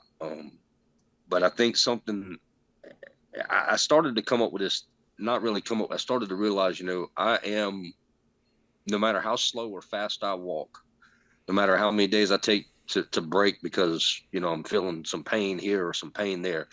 I always wound up being where I was supposed to be when I was supposed to be there. So I don't really think that it was by chance that service was happening. Yeah. I don't think it was by chance that I met Rick. I don't think it was by chance that I happened in Arkansas to stop at a church and their sermons be on, what are we doing now as people? People back in the day, in the beginning, they used to get up and they used to walk around and spread the word of Christ. And I'm sitting here thinking, like, that's exactly what I'm like. Maybe that's what I'm supposed to be doing, is talking to people about God as I'm meeting them, So meet Rick helped me out with some of the knowledge and where to look and start reading, and he actually had this old, remember old chocolate chip desert camis they used to have? He had a small pamphlet that was just John, just the book of John, and the cover of it was the chocolate chip cookie. That's how old this thing was, And he said, man, that's my last one with that cover on it. And I said, I'll make sure you get it back, I started reading John a lot, just over and over and over and over and over again. Every time I would stop for the night, I would start reading John a lot, and just kind of really connected with John, man. Not just from the baptism and stuff, but just the travels that he did and things that he saw and the people that he spoke with, and started to learn, like, it may, I think the beginning of it for anyone who is struggling or anyone in those career fields needs to be spirituality, man. If you don't have a good connection, nothing else is going to make sense. Yeah. So that would kind of be, we'd start talking about the jobs and stuff, and then we kind of lead into the spirituality of, well, you know what God can do for you, right? Let me tell you what He's done for me, and and it just kind of kept growing, that type of conversation, and there were some conversations with some people that, I mean, I've met some good and some bad along the way, so, and as much as people warned me about Memphis, it really isn't Memphis and West Memphis you got to worry about. It's this small little town right after West Memphis that, oh man, I thought I was going to get mugged, and I'm pretty sure they were trying to rob me. And I'm like, look, man, like, I look homeless. Like, I got a bushy belt. I was like, what do you think you're going to take from me? And I had 3 guys come up to me and say, hey man, give us, what you got in the bag? What you got in the bag? You got that fin in there? And I'm like, what? I don't know what the hell fin is. I ain't never done drug a day in my life, I'm like, what are you talking about? And they're like, give us that yay, give us that. And I was like, what I don't have any hay. I thought they were saying hey. I was like, yeah. I want that Coke. Yeah, and I was like, what are y'all? And then they started approaching me, 2 of them, and then the third guy was with them, walked up the street and then crossed over once they started getting close to me. So I kind of turned and back, and I seen him cross the street to the sidewalk and start walking right towards me. And then one guy was like, what do you have in that bag? And I was like, mine. My shit. Yeah, and I carried with me the whole time, and I told him, I referred back to an old thing. I said, man, look, I said, all I got is bubble gum and hot lead, and I'm all out of bubble gum. And I lifted up my shirt, and they were like, oh, you aren't who we thought you were. And I was like, your next victim? Like, go away, Yeah, dude. So they left me alone. But other than that, man, I had one little issue with a guy in Tennessee who tried to give me a dog. It's like, I don't want a dog. Like, I don't, so I got up from the campsite and left the next day, and he drove and found me and dropped this dog off with me in a bag full of medicine and a bag full of food. And I was like, man. Like, and then he drove off, and then he started making comments on my social media because the dog kept getting away. Well, I was going down a highway in Tennessee, and dog kept running out in traffic. So I reached over and I grabbed the dog because he'd gotten off of its collar, not just a leash, So I found this it's like a youth camp. There was 2 guys out there working on a sign. And I said, hey, man, look, I don't want this dog, but I don't want to hear it get hit by a car either. Like, I don't want that on my conscience. And they're like, we'll take it. All right. So then, and I done texted the guy because I had his phone number and said, hey, man, this dog this ain't working out, Yeah. So it was like 6 o'clock at night. I was like 10 o'clock in the morning. And he finally calls me, where's my dog? And I said, man, I dropped it off at this youth camp, And then I started getting all these messages and all these comments. You better walk around Tennessee. I'm going to find you. I'm going to do this. And one of my followers actually wound up calling the police about it. And they came to me. I get a phone call or a Facebook message. Hey, this is the whatever county sheriff's department. Give us a call. And I'm like, what the hell have I done? So I call them, tell them where I'm at. They come get my statement. And I'm like, well, look, man, I just blocked him. I didn't comment back. I just blocked him on everything, and I said, well, but you could still see the messages on my on my side of it. You could still see it. And they said, well, show us what he's been saying. I showed them. They're like, all right. So they started digging, found out he had a bunch of warrants, and went and picked his ass up. I was like, oh, well, nice karma. Yeah, that worked out. So and it's kind of like, why are you gonna don't be loud when you got warrants, man. yeah, that's should have been 101, I think. Yeah, keep it down, bro. You got warrants. But other than those 2 incidences, as far as the people, everything else was amazing. Great, dude. yeah. You're thinking 1,400 miles. It took me 3 months to walk it from February 15th to May 19th. So March, April, 3 months to walk it. I wound up. Arkansas I was moving through Arkansas and Louisiana. They had me cutting right through Shreveport. Nobody had to tell me about Shreveport. I knew about Shreveport. I lived in Louisiana for a little bit. So I was like, I'm just going to move on through here. And in a day, I covered 31 miles and got through. Not messing around in there. No, I didn't. And I mean, from sun up to sundown, it took me to make it 31 miles. But I was like, I'm not stopping in Shreveport, so I just booked it on through Louisiana. Arkansas. I was on a lot of dirt roads in Arkansas. Didn't realize that they had, alligators.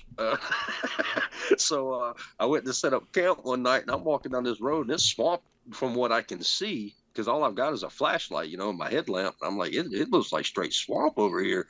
And I was like, I guess I'm just gonna keep walking until I hit a town, And I don't care if it takes me 3 days. I'm just not gonna sleep, And I finally seen something that looked like a shiny object, and I looked down. It was like a drive going down. It was the top of a freaking bulldozer. And I was like, yep, I'm climbing on that thing. That's where I'm sleeping tonight. So I climbed on that. And I woke up, and it wasn't a swamp. It was freaking duck impoundments. Oh, wow.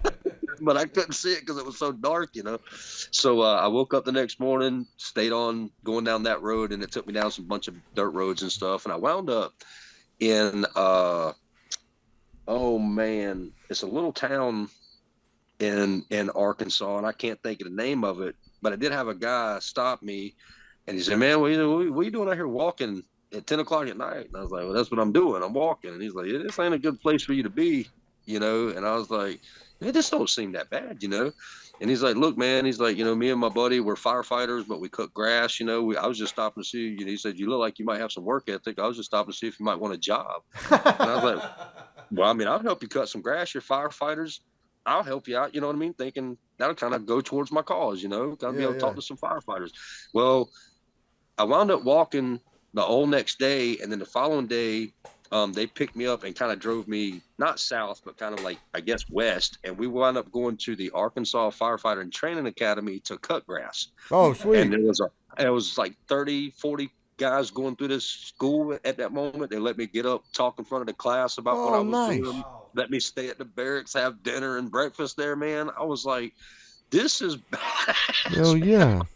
So, and I still communicate with Rick. And matter of fact, I got to text Rick. He texted me today or yesterday. But anyway, I got to text that guy too. I can't remember. Roger was his name, I believe. But anyway, I got to text him because that was just awesome, man. It was down near, I want to say, begins with a C, Cambridge or Campbell or something like that, Arkansas. But it was just amazing, man, to be able to meet these guys. I mean, and they did like the day I left, they had like everybody videoing it, taking pictures, and like all the guys in the class lined up in 2 rows and saw me out and saluted as I walked through, man. Like it was awesome, bro. Like, and that guy said he had to cut some grass. Like, that's a lot of grass. That's a lot of grass. But he was like, man, you cutting the hell out of the grass on that zero turn. I was like, man, it's the first time I'm ever ride on anything. I feel like I'm going so fast. That's right, man. So when Rick put me in his car and took me around in Tennessee, I was like, oh my God. Like, I thought I was going to get car sick. Oh yeah, dude. I haven't been in a car in so long, but, felt that way after deployments. Sometimes if you're on them deployments where you're just walking and then you come home and like you hit 35 miles an hour warp speed is what it feels like. Yeah. For the first time. Or the sea leg thing is real. Like you get off the boat after you've been out, you try to walk on something solid. It's like, that ain't happening. Just still feel like you're doing this. Yeah. Yeah. You're like, what the hell is happening right now? I feel like a bobblehead. But got through Arkansas. Then when we got down to Louisiana, and I did stop at a fire department and meet with those guys, talk to them that I kind of seen on my en route, and I had a good friend of mine that stayed just outside of Shreveport. So when I started to come into Shreveport, they picked me up, took me to their house. And then the next morning, like 5:30, I was back at where I started and just took off, Yeah. And I'll tell you this, when I crossed over into Texas, man, like that was a huge moment. And then I think when I crossed over into Texas was huge. And then when I crossed the Mississippi River Bridge going from Tennessee, because Tennessee was over 400 miles long, I think. Yeah. So 400 or 500 miles, but those two were like really big moments for me, but when I got into Texas, I was like, holy shit, man, like I'm here. Texas. Yeah, and not hardly. not here, but I mean, shit, just to make it that far is like exactly big milestone. Like, yeah, and then you look at your GPS and it's like, fuck, man, 15 days. Shit.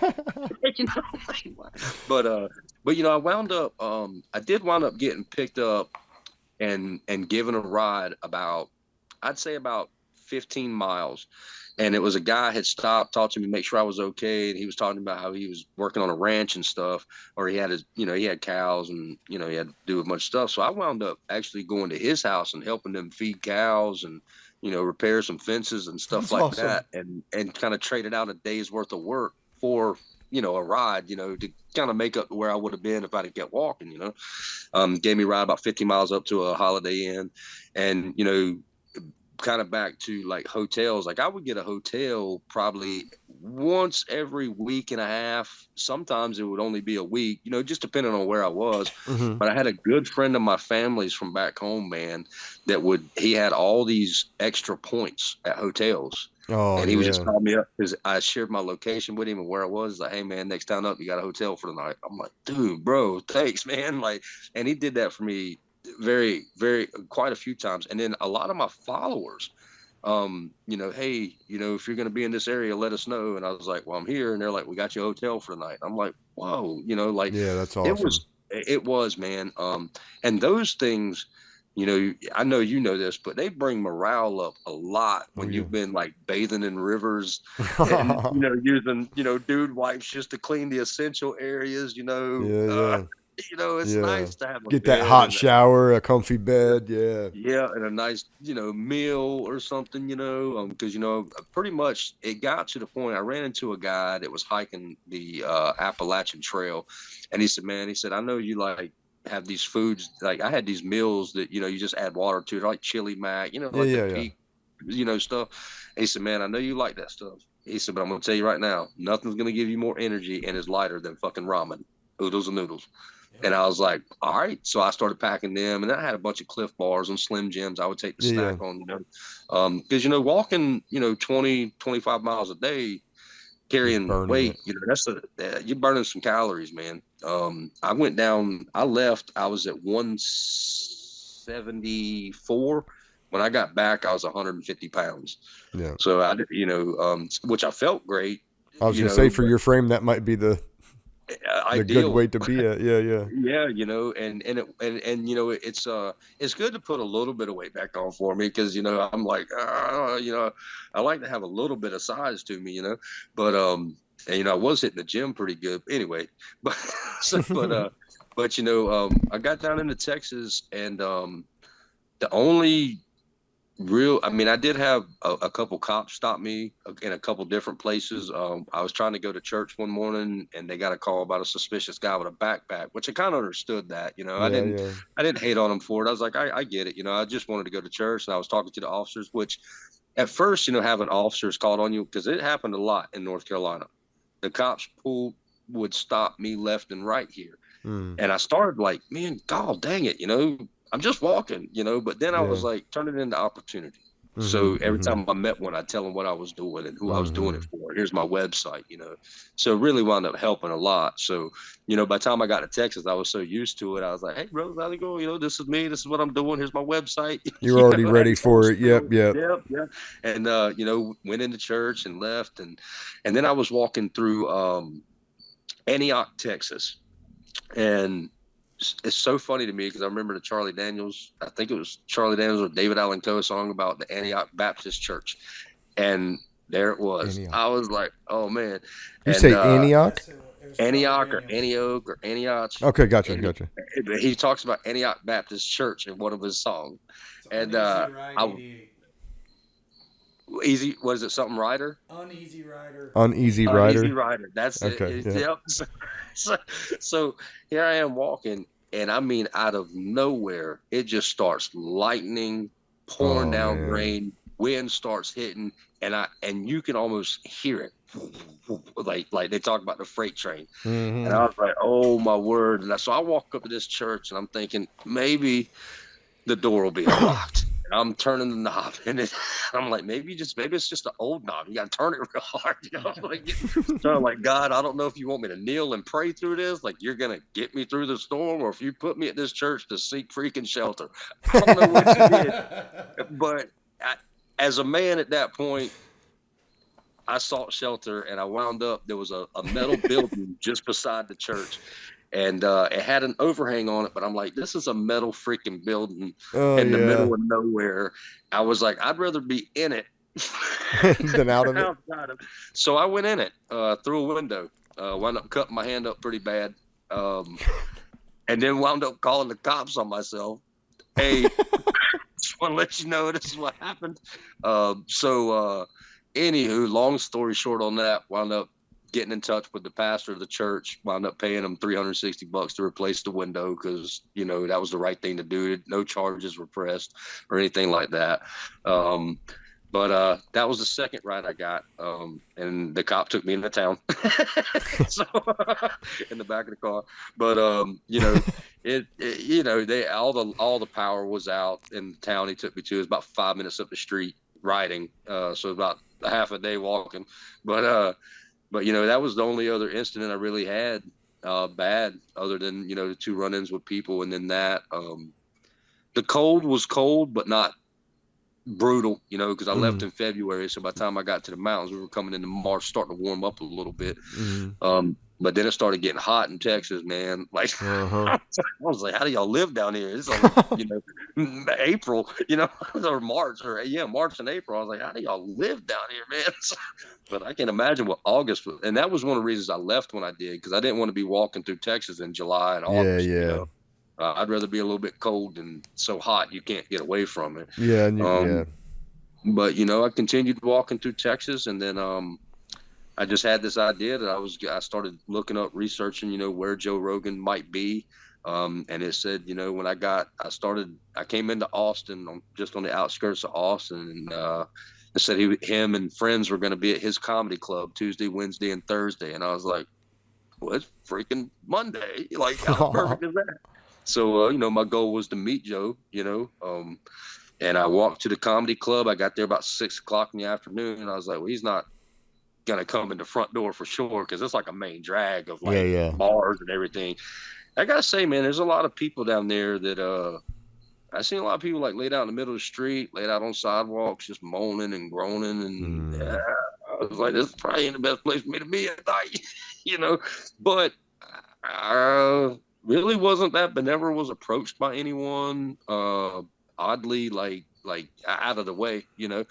Had one homeless guy said, man, moving here was the greatest thing I ever did. He's like, I'm still homeless, but I've been here for 3 years and it's awesome. I'm like, okay. Yeah, I think some people just like it. They just become accustomed to it, maybe. That's something I learned too. And you know, I had a lot of people that I say a lot. I had quite a few that would donate money and stuff.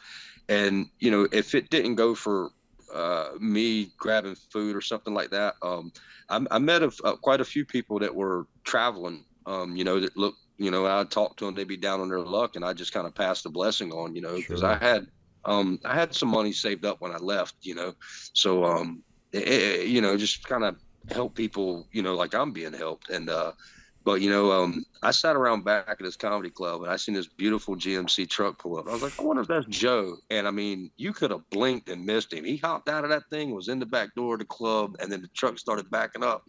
And I was like, oh, I'm gonna miss my opportunity to talk to who it is driving, because I seen Joe. I recognized his hoodie and his bald head just gone. I was like, dang, quick, you know. But so I didn't get to talk to the driver until after the comedy club closed. So I sat around back of that thing till 2 a.m, just sitting on this brick wall, just waiting. And the manager came out and he said, man, he's not going to meet with you. And I was like, I don't need to meet with him. I just need to pass along a business card or a number or something. Well, the guy that was driving was his only security guard. And he came out and I said, hey, man, I said, can I talk to you for just a second? He said, Joe ain't going to meet. I said, I don't need him to meet with me. I said, take my beanie, take my hoodie, and this is what I'm doing. I just completed a 1,400-mile route from Sanford, North Carolina to Austin, Texas. I said, just let him know about me. That's all I'm going to ask. And my number's on the hoodie. All bald men love beanies. Take a beanie. It has my logo on it. You know, give that and he's like, man, and you could tell he was prior military.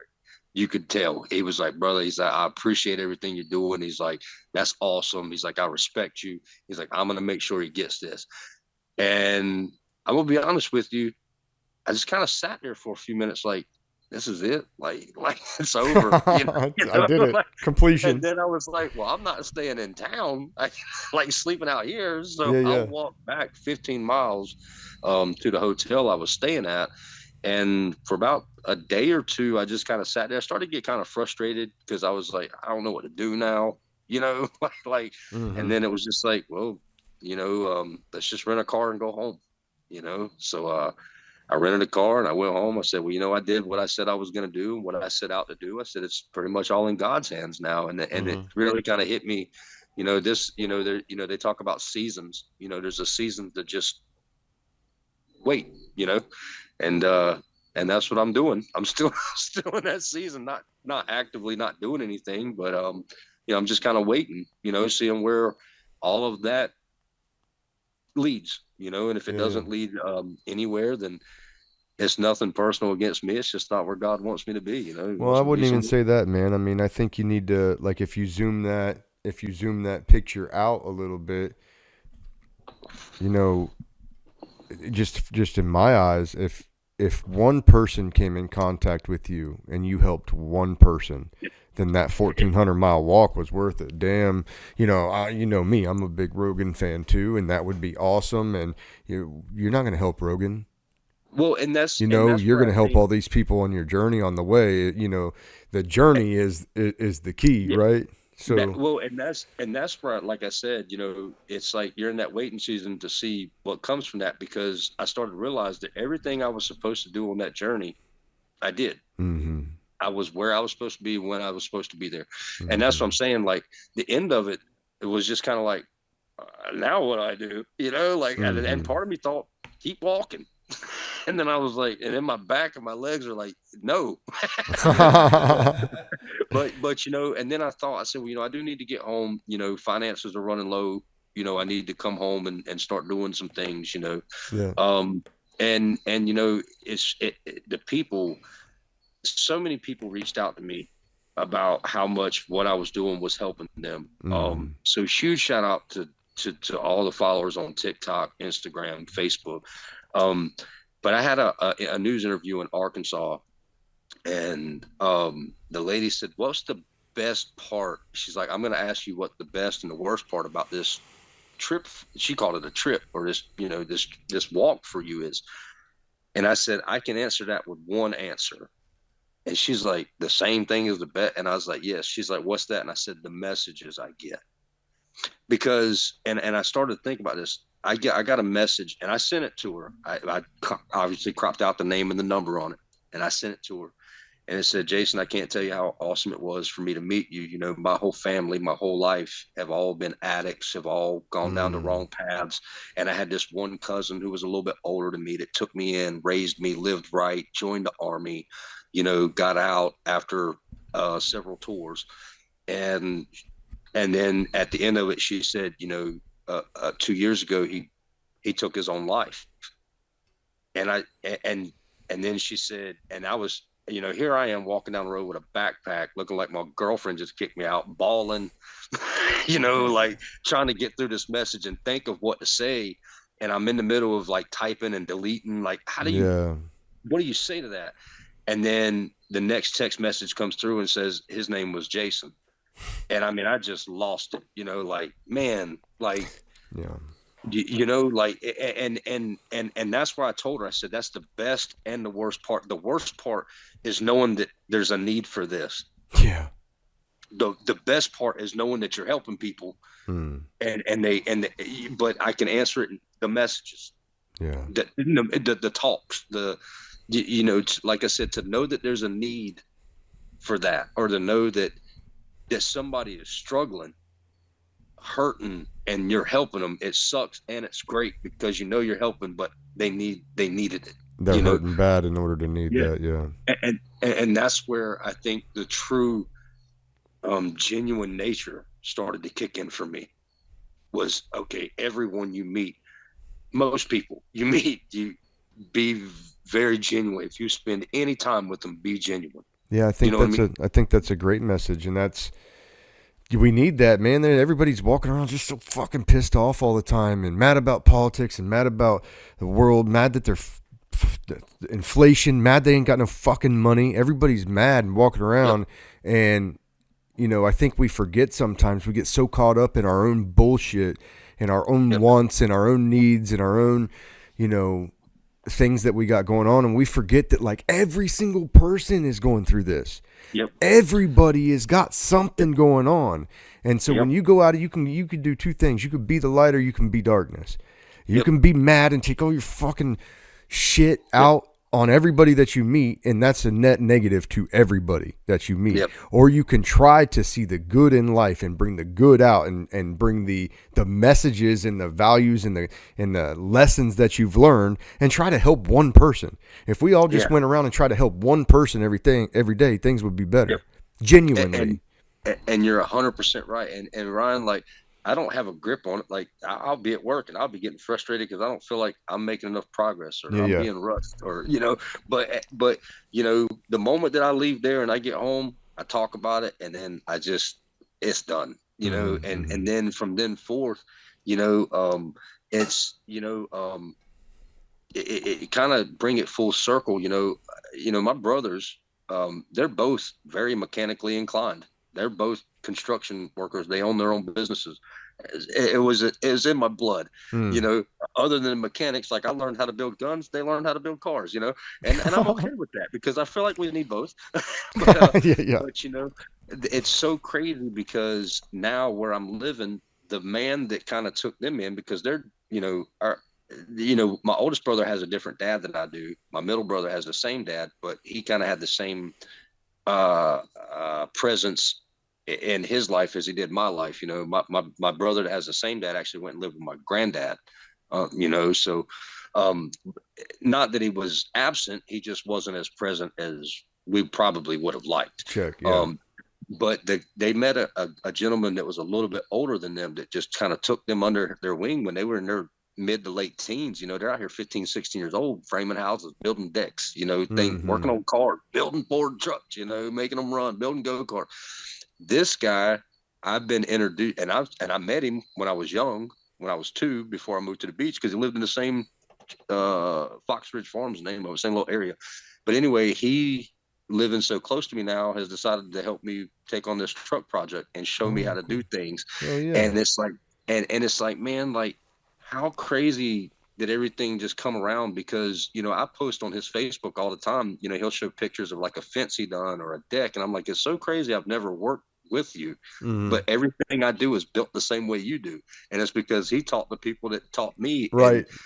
And it's like, man, that is awesome to look at that. And then to think now I get a chance to work with him directly, you know, and he meant a lot to my brothers, you know, and he's a great friend to them. And I'm hoping that he'll, you know, he and I'll become close and great. He's just a great father figure, great, you know, mentor, male figure. Let's say. Yeah. Mentor, man. You know, my real dad passed away in 2009. Like I said, my stepdad passed away the year I joined the service in 98. You know, my oldest brother, his dad we got along really great. He passed away in 2014. So, you know, all of, you know, anybody we've ever looked up to in that aspect is pretty much gone except for her husband now. And you know, he came into our lives after we were kind of older. Established, so, you know, a little bit. Yeah. Yeah, you know, we didn't get a chance to be raised by him, you know. Great guy, I love him to death. Glad he treats my mom good, you know. But, you know, just not the same, you know what I mean, type of, you know, relationship there. But it's just crazy how, like you said, you know, like I said, I'm always where I'm supposed to be when I'm supposed to be there. And I'm finding that out even now, you know, even, you know, with this truck project coming up, because, you know, I want to transition Renovet into doing things for homeless veterans. And I've been looking into like the transit vans and building them out to where people can like live in them, you know, for the most part. Sure. And those things are Gucci, man. I've seen some that are balled out all the way, and like, you could live nicely in it. Well, you know, I kind of want to do the pimp my ride with a little bit of the home thing, you know, like, there you go. I'm like, you know, I can build a house. I can build a house inside a van. Like, I can do this, you know. Next mission, go. Yeah, exactly. So I've been talking to dealerships and telling them if they get a trade in that they don't think that's worth, Yeah, and yeah, they can still write it off because they can donate it to the nonprofit. And I've got a couple people like, man, you just let us know when you're ready. And I was yeah, like, well, I kind of want to work on something before yeah. vehicle wise, because like I said, I'm not mechanically inclined. The only thing I could probably do is mount a turret and a 50 cal to that bitch, which would be cool. Let's be honest. But, It would be cool. but, but I don't think it's probably the best thing to do, you No, know. I think But we let that one lay for now. yeah, just for a little bit though. Yeah, yeah. We'll talk about that off air later. But Offline. yeah, but I thought I've got this truck that I bought a few years back, and I'd really like to do some work to it. I got it up here from Wilmington this past weekend and went and bought doors, hood, fenders, tailgate, just a bunch of interior stuff for it. And the next 2 weeks after this week, I'm going to be working on this thing. I went and bought primer and body filler and paint, hardener, all, spray gun to paint. Like I'm going to learn how to paint. Hell yeah. Yeah. And I'm just going to work on this thing for about 2 weeks, kind of get my head wrapped around the aspect of it in case they get something in that needs some body work or a little bit of mechanical work. And then I'm going to take my knowledge of construction, put it inside of that, and I'm going to try to make something that, maybe some disabled veterans that are homeless, maybe they don't quite make enough money to pay bills, maybe they're at that $700-800 a month range, just, not enough to live on their own, but, enough to where if I could donate something like that, maybe they could enjoy their freedom a little bit, and travel and check the country out. And because that's the one thing I learned through this walk was being in nature will do something to you, man. Yep. It'll do something for you, especially when you're by yourself and you really have that peace and quiet and that time to self-reflect. And who knows, man, maybe I'll donate something and they'll go and they'll figure something out that'll change the freaking world, man. I don't That's know. right. That's But right. and then they'll donate it. I don't know, but I know that this coming year, I plan on putting, because I'm actually gonna stop doing my profitable business and go to work for a nonprofit company that does renovations and repairs in Raleigh. And I'm gonna do the vehicle thing, funded myself or with any money that comes in. Um, and I'm going to build a vehicle next year and I'm going to donate it, at least one next year. And I hope it changes somebody's life, man. Yeah, And man, like I that's said, hope awesome. it gives them the opportunity to kind of get out and go see a little bit of nature. And because like I said, it does bring a lot of mental and spiritual, just, man, just, it's serene, man. Yeah. I can't explain it, Wellness. even though, it helps rebuild something inside of you, man. And I know what it helped me do. Like I said, I didn't plan on making it past the mountains, but I stuck it out, and I'm glad I did. Yeah, man. Yeah.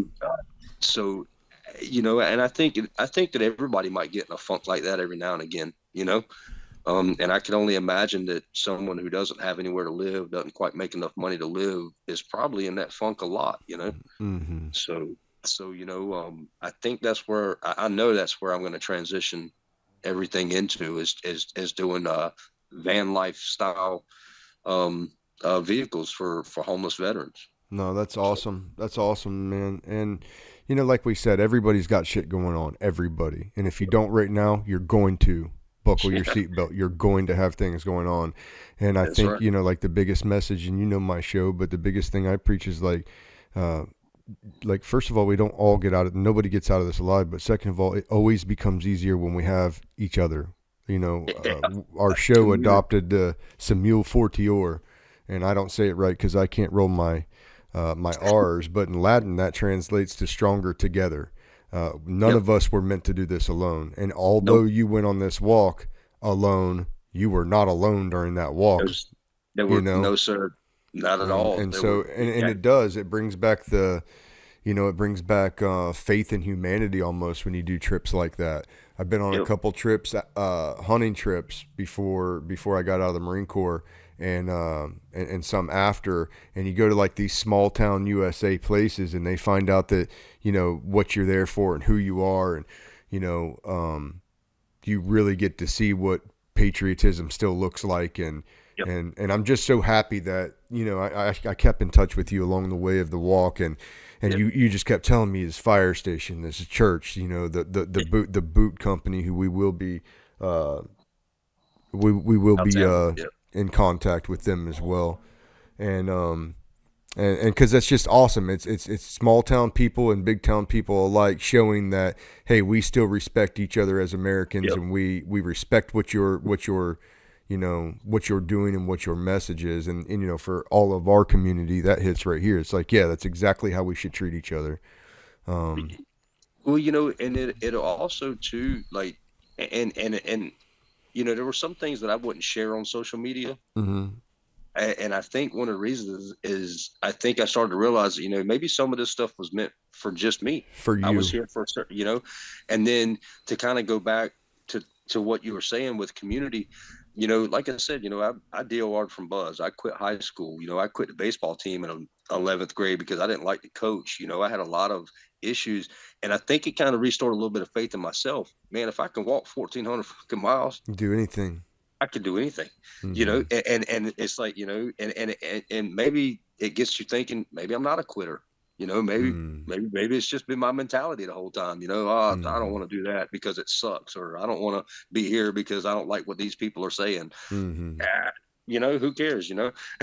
You know, it got to the point where, you know, I didn't care what kind of church I was at. If I knew that I wasn't going to be somewhere near a church, I could look on my GPS. If I knew there wasn't a church within walking distance of the next morning, I would spend the night at that church parking lot just to make sure I was there on Sunday, you know? And you know, it's, like I said, it does.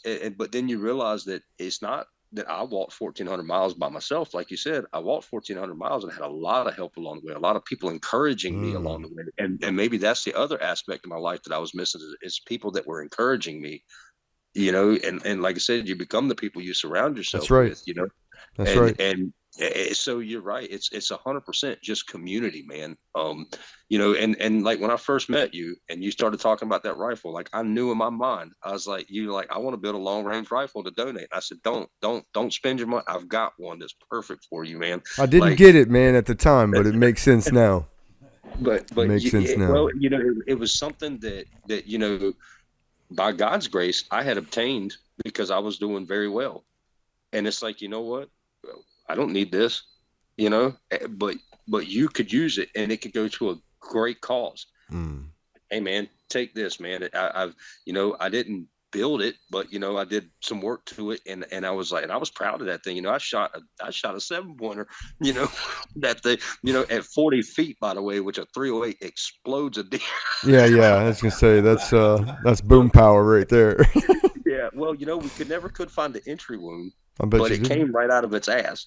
And my buddy was like, what, did you scare him to death? I was like, I don't know, man, maybe. Because like when I put this, because, you know, I was sighted in at 350 yards with my scope, you know, with the optic. Yeah. Because he had a little corn pile at about 350 yards out. And when that deer popped up, I was like, oh shit. I threw the gun up and all I seen was blink, blink. And I was like, well, boom.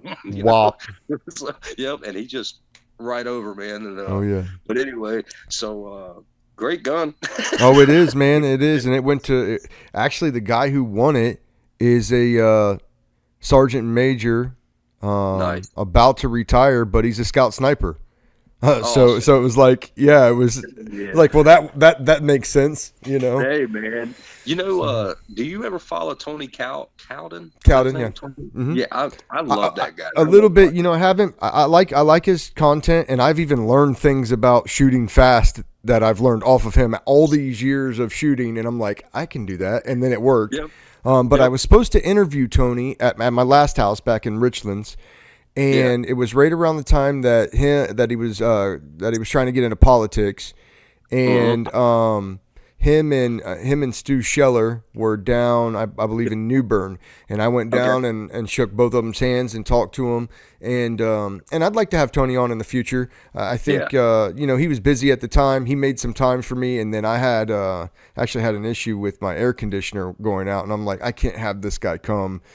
to my place to record and like be sitting there at 85 degrees. Yeah. So we never hooked up back after that just yet. But I'll keep attempting to. He's a good guy. Stands for something, and I dig that about him. So. That's right. Well, and I haven't met him. I just, I met him through social media, and seems like a great dude. I seen he just did like the Sean Ryan show. Yeah. Not too long ago, so that was pretty awesome, man. Right on, yeah. And I've been checking out as much. Like I'll drive to work in the morning and I'll throw one of your podcasts on and I'll listen to it on the way in. And I try to stay. I'm a horrible social media friend. Yeah. I try, but I try. It's just like, man, it's like I have to try to balance everything with work and stuff like that. So, and like I said, now I'm just gonna go back to doing a 9 to 5 to kind of relax my mind a little bit from running something. Go to work, make a decent salary, and just do it.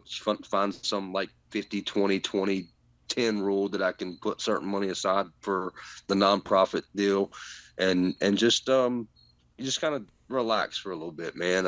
Are you still accepting? Are you still accepting donations for the nonprofit though?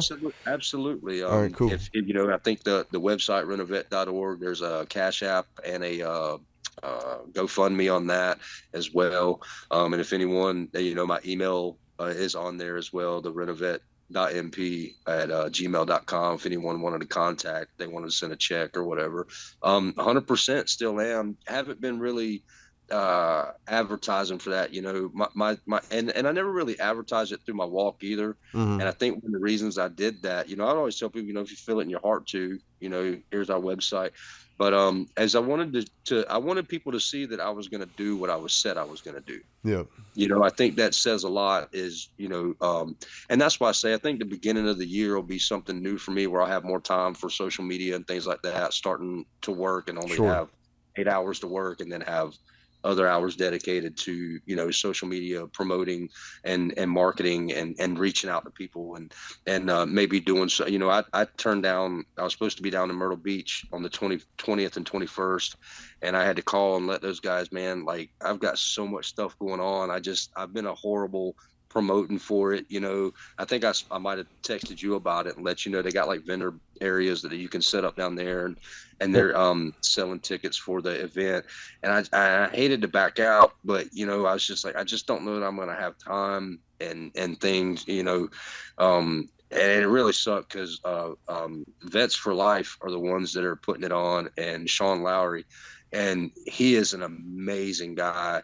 He's right down in Florence, South Carolina. Okay. I went down and met with him, did a podcast with him, and just a great. His whole crew, they're a nonprofit, is amazing. And what are they putting on? Just so we can let the audience know. It's an event that they're hosting for veterans, and he has like a bunch of veteran guest speakers that are, or I say a bunch, but I think there's like 4 or 5 that are coming to kind of guest speak that are pretty a lot of followers on social media for all of these guys, and their goal is to eventually kind of, I think, and I don't want to get this wrong, but I think they're kind of trying to like build like kind of a safe haven. People can go spend the day, camp, hike, stuff like that down there. And like I said, I think he is Sir Veteran Guy on TikTok. Sir Veteran Guy, I believe is, or Sir Shout Vet. out. I think so, yeah. But his name is Sean Lowry, so I do know. So, but and like I said, I couldn't commit to a whole lot with everything kind of going the way it is now. So, I really was looking forward to doing it, but at the same time, I'd rather somebody have a spot that can dedicate the time to it. And he and I spoke about that like a week or 2 ago. And I told him, I said, man, I'm sorry, dude. I'm sorry. They have like group messages, and I haven't been responding. I'm just like, man, I got to get this paint done. I got to get this drywall hung. Yeah. So, but I plan on at the beginning of the year to kind of, like I said, find that good work life, home life / nonprofit life kind of balance, going back into check and just kind of getting back to a little bit of normalcy for me, because I've been balls to the wall ever since I've been back, man. I haven't stopped. So yeah, man. Well, good, dude, because next year, if you got a little bit more time, I'm gonna be putting on The first Choice is Not Chances 2-gun competition up here. We're going to do a shoot for a fundraiser, and we're going to have we're going to give to charity. Probably the Semper Fi Fund is going to be my first fund that I give to Nice. from the company's the company's coffers, and we're going to do, like I said, a 2-gun competition. I'm hoping to have 50 to 100 shooters out there. I'm going to be catering. How much is the fee for the shooters to enter? It's not going to be more than 40, but probably between 20 and 40. Okay, perfect. Unless something drastically changes. But I'm gonna have a lot of my guys out there. I'm gonna have a lot of the guests of the show, the John Waynes, the Alex Tryons, yourself, if we can get you out there, and a couple other guys. Absolutely. And really just make it like a hangout day too. I want guys to come and shoot. We're gonna have a $1,500 or $2,000 top prize, so you're $40 on $2,000 if you can shoot, or it's at least worth coming out and making an effort. Now, can we donate that winning back to? You can do whatever you want once you donate or once you win. I'm not gonna say nothing to nobody. I'm gonna do my best, man. I'm gonna try to put. Hey, I know you can shoot. That makes me feel good. Well, we don't talk about that too much. Yeah, it's all good, man. It's going to be a great day of camaraderie, and I'm going to have a couple of hogs cooked out there. I'm going to have a DJ out there. Daniel Defenses talked about donating a rifle from them and having some swag bags out there. So we're going to do it up, and this is the first I've talked about it. So all of you listeners and followers, it's going to be held in Richlands, North Carolina. So we'll let you guys. I'll be there for that, man. Is it going to be AR and pistol or shotgun and pistol? AR and pistol. Right. And we'll have extra weapons there. There's going to be plenty of weapons there. So if somebody only has one or the other, bring yourself out. Still get into it. I'll bring a couple backups just in case somebody needs to use one too. Yes, that's what I'm talking about. I might malfunction them a little bit so I can get a better time, but yeah, turn them back a bit. Add a little pressure to that trigger pull. Yeah. Why is it shooting blanks? It's Jason's gun. Yeah, man. So yeah, look forward to it. I look forward to seeing what you got going in store, what you're going to be doing in 2024. I know it's going to be great. I'll be following along and assisting when able. But yeah, dude, this has been a great conversation, and it's covered exactly what I wanted people to know about you, to see the side of your walk that maybe they didn't know about from what I was sharing. But a spiritual journey, I would call it, and just like you said, I think we talked about it before you even left. This started out as a PTSD walk and to raise awareness, but we talked about it in the garage before you stepped off. Like, this is going to be a lot for you too, because this is not an easy undertaking. This is going to test you. I'll never forget what you wrote on the page in your book, to where something about where it said finding a greater cause than self. And I can't tell you how much that meant to me, because the moment that I read it, even that day, I was like, like this is awesome, because this is the direction I want to be heading. I want to be doing everything I can for anybody I can, man. Mm-hmm. That's the goal in it all. And when you do it selflessly, it hits differently. When you don't expect anything in return, That's right. And that's been the biggest reward, is not accepting anything in return. It's just being able, all these people, if there's anyone that watches this that I hadn't mentioned that I met along the way, first and foremost, there was way too many we'd be sitting here listing names all day of how many great people I've met. So if anyone does watch this and they did encounter me along the way, it was absolutely a pleasure and an honor to meet every one of them, man. So, and just having, your support and having you having me on this podcast means a lot, man. I can't tell you how much it does mean to me, and just the friendship that we gained, man. Like, yeah, man. At 5'11", dude, like that was like huge for me. I was like, oh man, I'm meeting, a superstar. I don't know about that, man. You're being generous there, man, but it was awesome to see you. That's the first time I seen you after the walk. Yeah, man. I was in the gym. I bulked up. I looked at myself in the video that we did. I said, dang, oh, man, I started getting kind of bulky there. Now I'm looking at myself like, I need to get the hell back to the gym. Yeah, boy. Yeah. But, I'm 41, so it's okay for me to get boobs at this point, I guess. That's right. That's right. But, all right, man. Well, listen, everybody, I hope you took something from this. Jason Rhodes, It's been a pleasure having you on, man. It's the friendship. I appreciate the friendship. I appreciate you keeping in touch with the show and with myself. And let's do it up, man. We'll do it again for sure.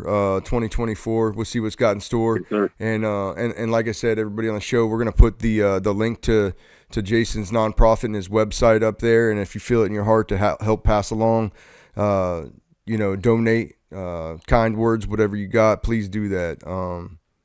Thank you, brother. He's doing great things. He's doing great things. So, You, Matt, you got anything? Nope. Matt's good. Jason, you got anything? No, I'm good, brother. Just Matt, I appreciate your time, man, and thank you. And I didn't get to see you and talk to you that much, but I hope you take care of yourself, man. I hope everything's good. And if you ever need anything, Ryan's got my number. Appreciate it, brother. Yes, sir. All right, guys. For Choices Not Chances, we'll see you next time. Later, brother. Thanks. Well, that concludes this episode. Thanks for listening to Choices Not Chances podcast. Please share, like, and subscribe wherever you listen or watch our podcast. You can also follow us on social media at Choices Not Chances podcast. Thanks, and have a great day. Louisiana Gun Shop, your firearm headquarters, specializing in concealed carry guns, ammo, and training. You can get your Louisiana permit with us. Also a large selection of AR-15s, or if you are that build-it-yourself type of guy or gal, we have all the parts to build and customize your own AR-15. Glock, SIG, Taurus, Ruger. We have all the brands, both in the store or at LouisianaGunShop.com. Not too far. You're marking the building. Hit him. Yeah, that's good. That's a good shot. That's money. Yeah.